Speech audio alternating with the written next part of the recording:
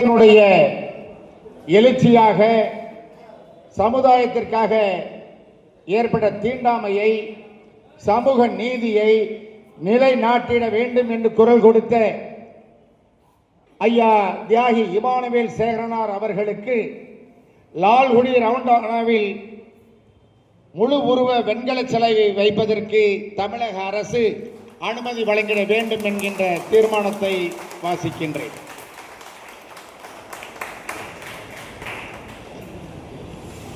தொடர்ந்து தென் மாவட்டங்களிலே ஆணவ படுகொலை நடந்து கொண்டிருக்கின்றது. அதை வேரோடும் மண்ணோடும் அழித்து ஒழிக்க வேண்டும் என்பதற்காக ஆளுகின்ற இந்த திராவிட மாடல் அரசு சகோதரர் முத்துவேல் கருணாநிதி ஸ்டாலின் அவர்கள் தனி சட்டம் இயற்ற வேண்டும் என்பதை இந்த கூட்டத்தின் வாழ்வாக கேட்டுக்கொள்கின்றோம்.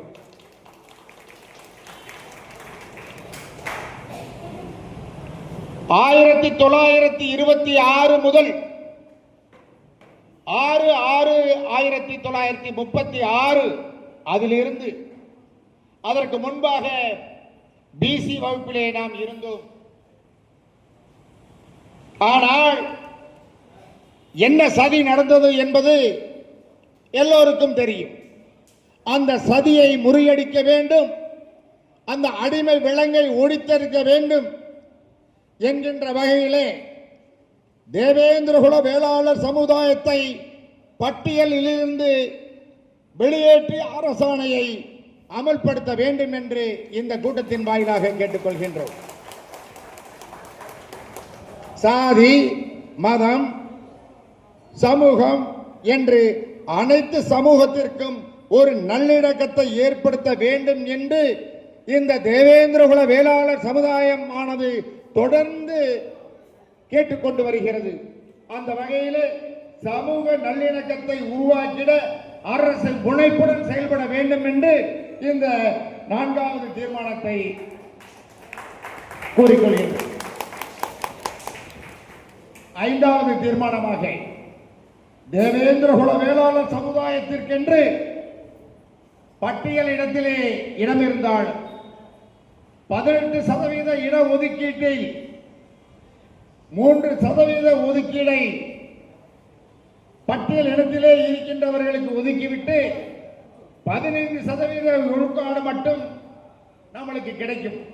அந்த 15லுமே முன்னுரிமையுடன் அவர்களுக்கு வழங்கிவிட்டால் என்ற தேவேந்திரகுல வேளாளர் சமுதாயமும் ஆதி திராவிட நல சமுதாயமும் பெரிய அளவிலே பாதிக்கப்படும் என்கின்ற எண்ணத்தின் அடிப்படையிலே இந்த லால்குடி மாநகரிலே இந்த நேரத்திலே அருமையான ஒரு இந்த பட்டியல் முப்பெரு விழாவை நடத்தி இந்த ஒரு அழகான ஒரு 5வது தீர்மானத்தை அன்பு தலைவர்கள் நீங்கள் எல்லாம் கூறியிருக்கிறீர்கள் என்று சொன்னால் தேவேந்திரகுல வேளாளர்களுக்கென்று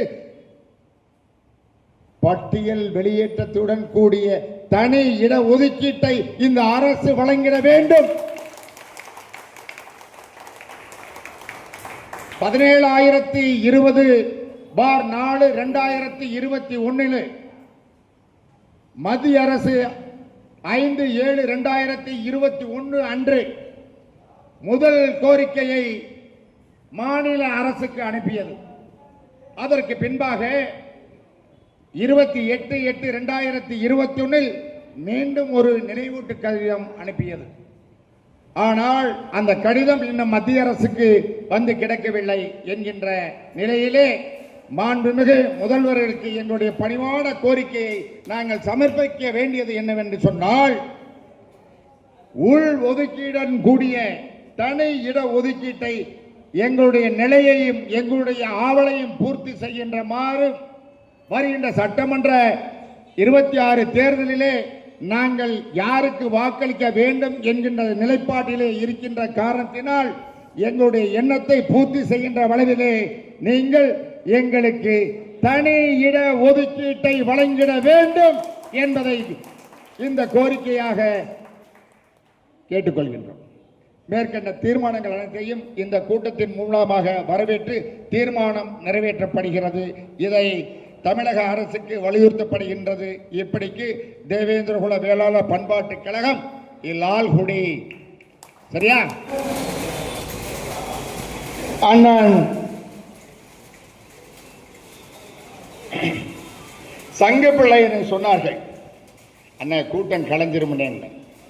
இது விசிலடிச்சாங்குஞ்சு கூட்டம் இல்லைன்னு 10 மணி ஆயிருப்பது ஓடி போயிருவேன். கவலைப்படாதீங்க.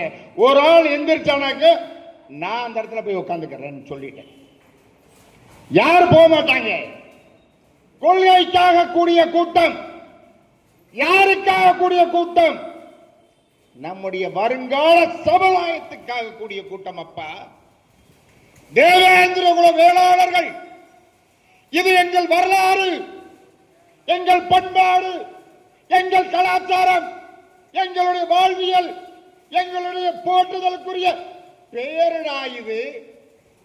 தேவேந்திர குல வேளாளர்கள், பல்லன், தேவேந்திரகுலன், குடும்பம், காலாடி, பண்ணாடி, இப்படி 7 உட்பிரிவுகளாக இருந்தவர்களை ஒன்றாக சேர்த்த அரசு இன்று உங்களால் ஒன்றாக சேர்த்திருக்கிறீர்கள் என்று சொன்னால் உங்களுக்கு நான் மிகுந்த மகிழ்ச்சியையும் நன்றியையும் கூறிக்கொள்ள கடமைப்பட்டிருக்கின்றேன். அவர்களுடன் இணைந்து தொடர்ந்து 2-3 மாதங்களாக இந்த பணியை செய்து முடித்திருக்கின்ற அன்பு சகோதரர்கள் ரகு, சின்னையன், விஸ்வநாதன், பாண்டியன், விவேக், கண்ணன், வினோத், கௌதமன், அனுபவம், பாபு, சக்திவேல், ஜெயக்குமார், ராஜா, கார்த்தி, கமல், உதயபிரசன், இப்படி எல்லாம் இன்னும் விட்டு போன பேர் நிறைய இருக்கு. நேரம் இல்லை. அண்ணன் சொன்ன மாதிரி நாங்க என்ன சாதாரண ஆட்களா? ஆண்ட பரம்பரையிலா? நாங்கள் சேற்றிலே கை வைத்தால் தான் பிற சமுதாயம் சோற்றிலே கை வைக்க முடியும் என்பதுதான் நிதர்சன உண்மை. ஏறும் போரும் எம் குலத்தொழில், ஏறும் போரும் எம் குலத்தொழில். அந்த தொழில் தான் எங்களுக்கு மூலதனம். ஏமாத்த தெரியாது, பொய் பேச தெரியாது, பித்தலாட்டம் பண்ண தெரியாது. நம்பிக்கைக்குரிய சமுதாயம் என்று சொன்னால் அது தேவேந்திர குல வேளாளர் சமுதாயம் என்பதை மார்தட்டி சொல்வோம். எங்க போய் சொல்லு, அதை சாதாரணமா நினைப்பான். போட அவன் யார்? எஸ்சின்னுவா, அவன் பல்லன்னுவா. ஏன் அப்படின்னா அவனுக்கு பயம், அவனுக்கு பயம். அதனால நம்மளை அமுக்க பார்க்கிறான். அவன் என்ன சொல்றா தெரியுமா? தாழ்ந்தவன். தாழ்ந்தவன் சொன்னா அவன் தாழ்த்தப்பட்டவன். அப்ப தாழ்த்தப்பட்டவனா யாரு? நம்மளை அடக்கிய ஏதோ ஒரு சக்தி, ஏதோ ஒரு சாதிக்காரன் இல்லையா? நம்ம தாழ்ந்தவனா தாழ்ந்தவன் இல்லையா தெரியாது. ஆனா தாழ்த்தப்பட்டவன் அவன் சொல்றான். அப்ப யாரோ ஒருத்தர் தாழ்த்தப்பட்டவன். அவன் எஸ்சின்னு ஒரு பட்டியல் இனத்தை சொல்றான். ஆனா எல்லா சாதியும் பட்டியல தான்டா இருக்கு. பட்டியல் என்பது என்ன? அட்டவணை. அட்டவணை. அதுல ஷெட்யூல்டு கேஸ்ட், டிப்ரஸ்டு கிளாஸ் இருந்தது. அந்த டிப்ரஸ்டு கிளாஸை அப்படியே தமிழாக்கம் பண்ணணும்னு சொன்னா அது ஆதி திராவிட பட்டியல் மாத்தினாங்க, ஹரிஜன் பட்டியல் மாத்தினாங்க, இப்ப எஸ்சி பட்டியல் மாத்தினாங்க. சரியான முன்னுதாரணம் இல்லை, சரியான தமிழ் அல்ல. ஆனால் பிசி என்பதும் பட்டியல், எஃப்சி என்பதும் பட்டியல். அப்ப என்ன நீ மட்டும் சாதாரணவனா? காரணம் நல்லா தெரிஞ்சு பார்க்கணும். அவன் என்ன சொல்றான்? எஸ்ன்னு சொன்னா காலரை தூக்கி விடுறா. எங்களுடைய உடை நடை இதுதான்டா, இதான் இப்படித்தான் போவோம்.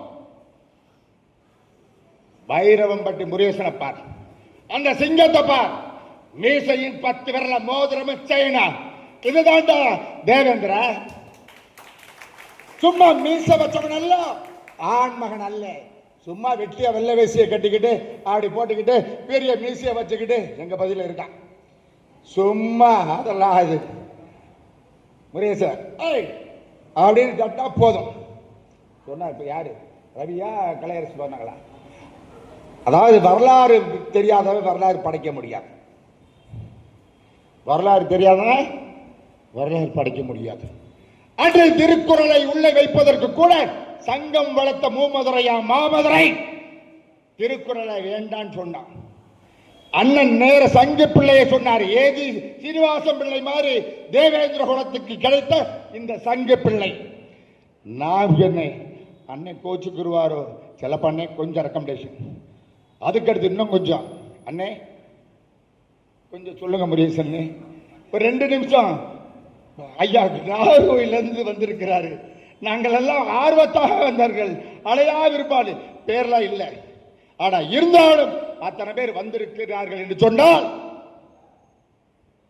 அதுதான்டா இந்த தேவேந்திர குல வேளாளர்களுக்கு கிடைத்த பெருமை.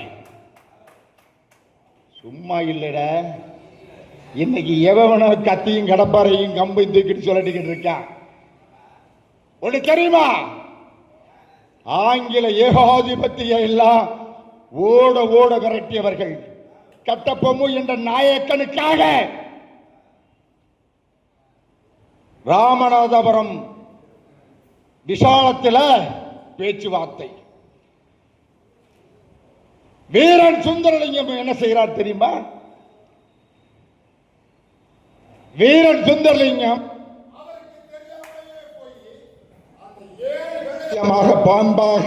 பாங்காக எங்க சமுதாயத்திற்கு பட்டியல் வெளியேற்றத்தை கொடுங்கள் அன்பு முதல்வர் அவர்களே என்று அம்மையார் கேட்டுவிட்டு வந்திருக்கின்றேன் என்று சொன்னார்கள்.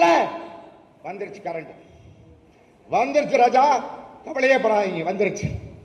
ஆனால் அதுக்குன்னு சும்மா இருந்துடக்கூடாது. நான் சும்மா இருந்தா சும்மா விட மாட்டோம், புரியுதா? இன்னைக்கு இந்த பண்பாட்டு கழகத்துடைய சிறப்பு, தன்னுடைய தகுதி, திறமை, இவருடைய ஒழுக்கம், அவருடைய கட்டுக்கோப்பு, இத்தனை கூடிய அறிவு ஜீவிகளுக்கு மத்தியில் ஒன்ன சொல்றேன் என்று தஞ்சை கலனியில தஞ்சையில என்று அருமைக்குரிய அன்பு சகோதரர் ஜெயராமன் அவர்கள் சாதாரண ஆள். இது மாதிரி பல கூட்டங்களை நடத்தியவர்கள், பல இயக்கங்களை வழி நடத்தியவர்கள், பல இயக்கங்களுக்கெல்லாம் வழிகாட்டியாக இருந்தவர்கள். அடுத்து இது மாதிரி ஒரு பட்டியல் வெளியேற்றத்தை அன்பு சகோதரர்களை வைத்து செய்வதற்கு அவர் ரெடியாக இருக்கிறார். நான் வந்து கலந்து கொள்வேன் என்று நான் விடுத்த அழைப்பிற்காக வந்தார்கள். ஆக பட்டியல் விலங்கை ஒடித்து எழுப்பதற்கு எங்களுக்கு வேற வழி இல்லை. ஏனென்று சொன்னால் இதற்கு முன்னால் அந்த கூர் மயா கமிட்டியில கூட 1 கோடி ரூபாய் கொடுத்தான். அதில் லிஸ்ட்ல பார்க்கின்ற பொழுது மற்ற சாதிகள் இருந்தது பஞ்சமர் என்ற பேரில். ஆனால் தேவேந்திர குல வேளாளர்கள் இல்லை. ஆலய பிரவேசம் மீனாட்சி அம்மன் கோவில் நடத்துகின்ற பொழுது நம்முடைய சமுதாயத்தைச் சேர்ந்தவர் அங்கு எம்பியாக மதையா என்பவர் இருந்தார். அப்புறம் எங்கடா நாங்கள் தாழ்த்தப்பட்டவர் சொல்லுங்க? நாங்க தாண்டா ஆண்ட பரம்பரை. இன்னைக்கு ஒவ்வொரு சமுதாயத்தினுடைய வரலாறுகளை எடுத்து பார்த்தோமே ஆனால் பார்த்தால் தீட்டு தொட்டால் தீட்டு என்ற நிலைமையை எங்களுக்கு இல்லை ராஜா, எங்களுக்கு இல்லை. ஆனால் ஒன்றே ஒன்று மட்டும் நன்றாக தெரியும்,